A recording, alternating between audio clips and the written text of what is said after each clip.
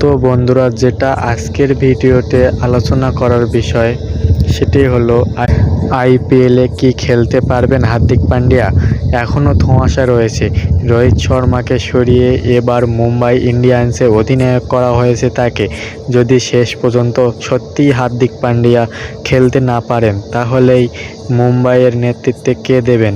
তালিকায় রয়েছে 3 জন cricketer. Number 1 Rohit Sharma. তালিকায় সবার উপর রয়েছে রোহিত।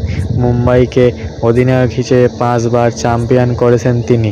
এই দলকে তার থেকে ভালো কেউ আর চেনে না। রোহিত অধিনায়ক হিসেবে কতটা সফল তা তার ট্রফি জেতার সংখ্যা থেকেই বোঝা যায়। ভারতীয় দলেরও অধিনায়ক রোহিত। তাকে সরিয়ে হার্দিককে অধিনায়ক করা হয়েছিল ভবিষ্যতের কথা ভেবে। তাই যদি হার্দিক খেলতে না পারেন তাহলে সব থেকে আগে রয়েছে রোহিত। তাকেই হয়তো আবার সবার আগে অধিনায়ক করার প্রস্তাব দেবেন মুম্বাই। 2 নম্বরে যার নাম আছে সেটি হলো সূর্যকুমার যাদব, দলের অন্যতম সিনিয়র ক্রিকেটার। সম্প্রতি টি-20তে ভারতীয় দলকে নেতৃত্ব দিয়েছেন, অর্থাৎ অধিনায়ক হওয়ার সব গুণ রয়েছে তার।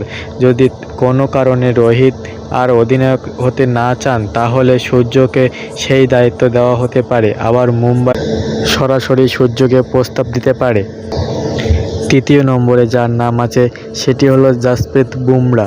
হার্দিক খেলতে না পারলে বুমরাকে অধিনায়ক করে চমক দিতে পারে মুম্বাই।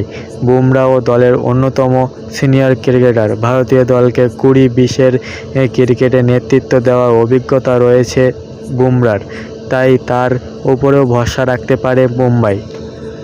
ধন্যবাদ বন্ধুরা, আজকের ভিডিওতে এই পর্যন্তই। এইটুকুই বলার ছিল, এইটুকুই জানানোর ছিল।